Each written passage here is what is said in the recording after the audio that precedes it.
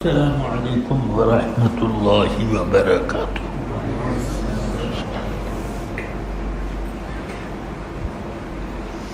الحمد للہ نحمدہ ونصلی ونسلم علی رسولہ الکریم۔ ایک مرتبہ درود شریف پڑھ لیں۔ اللہم صلی علی سیدنا ومولانا محمد معدن الجود والکرم وآلہ وصحبہ وبارک وسلم۔ 10-12 منٹ میں آپ حضرات کا لوں گا۔ اللہ تبارک و تعالی نے ہمیں جو شریعت عطا فرمائی ہے اس میں کچھ چیزیں حلال ہیں، کچھ چیزیں حرام۔ اب جو چیزیں حرام ہیں ان کی بیع و شرح بھی حرام ہے، یعنی خریدنا بیچنا۔ تو اب یہاں پر دو چیزیں ہیں، ایک تو وہ کہ خود سے وہ حرام ہے، تو وہ شراب اور میتا یعنی مردار کا گوشت اور دوسری گندی چیزیں، یہ تو خود کی سے یہ حرام ہے۔ لیکن کچھ چیزیں وہ ہیں کہ وہ دوسری چیز سے مل کر حرام ہو جاتی ہیں، تو اس کو آپ یوں سمجھیں کہ اللہ تبارک و تعالی نے ہمارے لیے انگور کا شیرہ حلال کیا، مگر وہ شراب ہو گیا سڑ کر، پھر رکھے وہ سرکہ بن گیا، تو 3 منزل ہوئی۔ ایک تو شیرہ انگور وہ حلال ہے، شراب بن گیا وہ حرام ہے، اور بعد میں سرکہ بن گیا تو وہ حلال ہے۔ یہ بالکل اس طریقے سے ہے کہ گدھا اگر نمک کی کان میں گیا اور اسی میں اس کی ہڈیاں نمک بن گئیں تو انقلاب حقیقت کی وجہ سے وہ جائز ہے، حقیقت بدل گئی۔ بات سمجھ میں آ رہی ہے؟ اب یہ کہ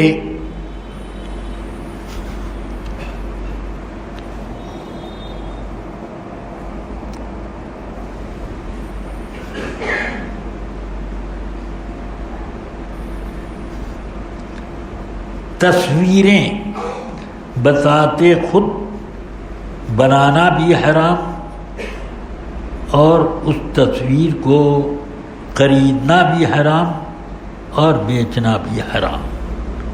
یہ اسی طریقے سے ہے جیسے کہ خنزیر کا خریدنا بیچنا یہ سب حرام ہے۔ تو جو چیز حرام ہے تو اس کی تجارت کی اجازت نہیں دی گئی۔ آپ ذرا سوچیں کہ ہمارے فقہاء کرام نے لکھا کہ اگر شراب بنانے والے کے ہاتھ پر انگور کا شیرہ بیچا تو یہ ناجائز ہے، اور اگر انگور کا شیرہ اس نے خریدا کسی نے کہ اس کو میں ابھی پیوں گا تو یہ جائز ہے۔ تو اگر کوئی آدمی انگور کے شیرے سے شراب بناتا ہو تو اس کو شیرہ انگور بیچنا ناجائز. ابھی وہ شراب نہیں ہے، ابھی شیرہ انگور ہے، مگر پھر بھی اس لیے بیچنا ناجائز کہ وہ اس سے شراب بنائے گا، تو اس شراب بنانے والے کے ہاتھ پر بیچنا ناجائز. سمجھ میں آ رہی ہے بات؟ تو یہ ناجائز ہے. اب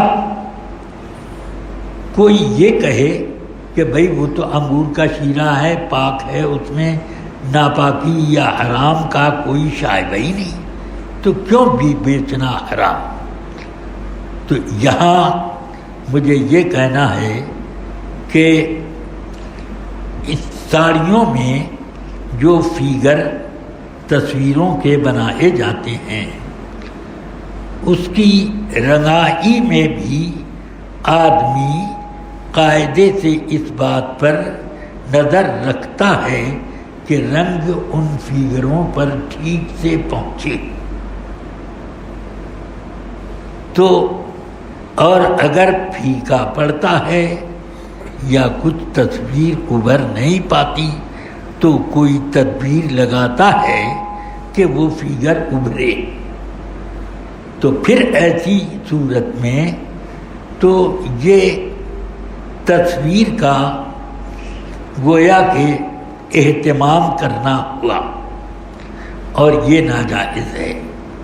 پھر اس کو بیچے گا تو یہ کہنا کہ اس کے علاوہ میرے پاس کوئی کاروبار نہیں، تو یہ کہنا تو کوئی درست نہیں.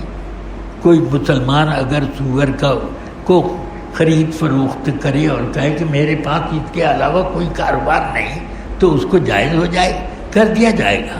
یہ نہیں، بلکہ کاروبار اس وقت بھی کوئی نہ کوئی آدمی کو مل سکتا ہے. سادہ کپڑا بیچے، لنگی بیچے، ٹوپی بیچے، یہ کیا اس طریقے کے کاروبار جن کا کاروبار ساڑی میں نقصان میں جا رہا تھا، انہوں نے کوئی دوسرا کاروبار لگایا کہ نہیں؟ ایسے کچھ لوگ ہیں کہ نہیں؟ جب ہیں تو اب معلوم یہ ہوا کہ آپ کے پاس کاروبار ہو کہ نہ ہو، مگر کاروبار ملنا ناممکن نہیں. اس لیے یہ بہانہ درست نہیں.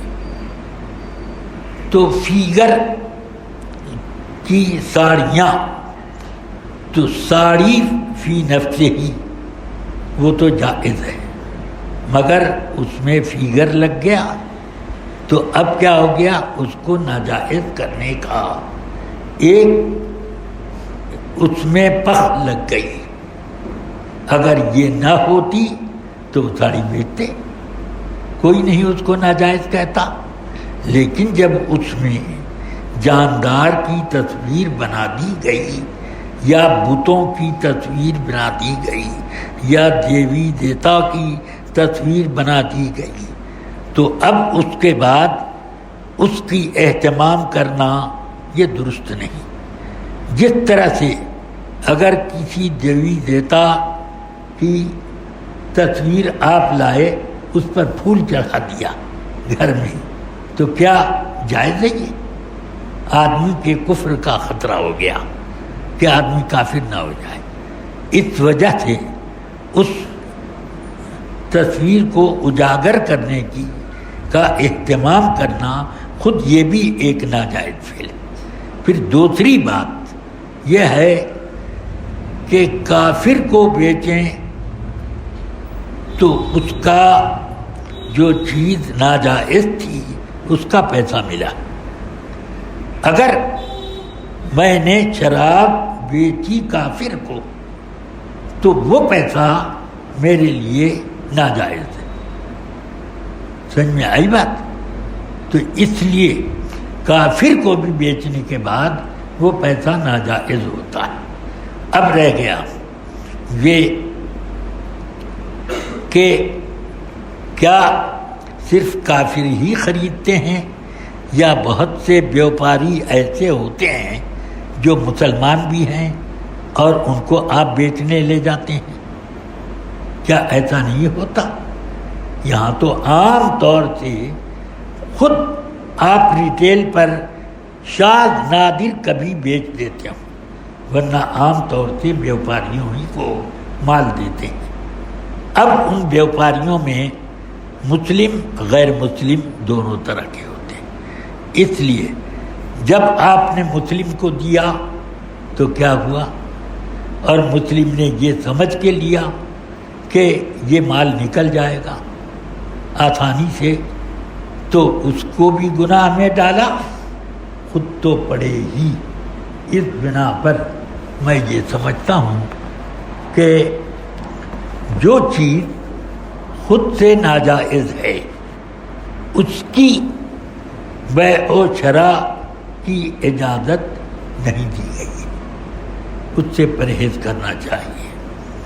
اللہ تبارک و تعالی خیر فرمائے۔ اب اس سلسلے میں کچھ سوالات اٹھتے ہیں، ان سوالات کے جوابات پھر کسی دوسرے موقع پر میں دے دوں گا۔ ابھی میں جانے کے موڈ میں لگا ہوا ہوں، اس لیے مجھے آپ اجازت دیں۔ اللہ سے دعا کرتا ہوں کہ یا رب العالمین ہمارے تمام احباب کو اپنے احکام پر عمل کرنے کی توفیق عطا فرما۔ یا اللہ ہم سب کو اور ان سب کو جس میں حلال سے مالا مال فرما، حرام اور مکروہ روزیوں سے بچا۔ یا اللہ اپنے حبیب پاک صلی اللہ تعالی علیہ وسلم کے صدقے میں ہم لوگوں کی جان مال عزت آبرو، ہمارے اعمال صالحہ کی اور ہمارے ایمان کی تو حفاظت فرما۔ اللہم ربنا آتنا فی الدنیا حسنہ فی الآخرۃ حسنہ وقنا عذاب النار یا رب العالمین۔ ہمارے جتنے احباب بیمار ہیں ان کو شفا کلی عاطل فرما، بچے بوڑھے جوان مرد عورت بچیاں جو بھی بیمار ہوں، رب العالمین حبیب پاک صلی اللہ علیہ وسلم کے صدقے میں سب کو شفا عطا فرما۔ کرونا اور اس کے ضمن میں جتنی بھی لہریں آئیں، خداوندہ ان سب لہروں کو مسلمانوں، ان سب لہروں سے مسلمانوں کو بچا اور مسلمانوں تک پہنچنے سے پہلے ہی اس کو برباد کر دے، اس لہر کو تو فنا کر دے یا رب العالمین، یا اکرم الاکرمین، یا غیاث المستغیثین، یا ارحم الراحمین۔ وصلی اللہ تعالی علی خیر خلقہ سیدنا محمد وآلہ وصحبہ اجمعین برحمتک یا ارحم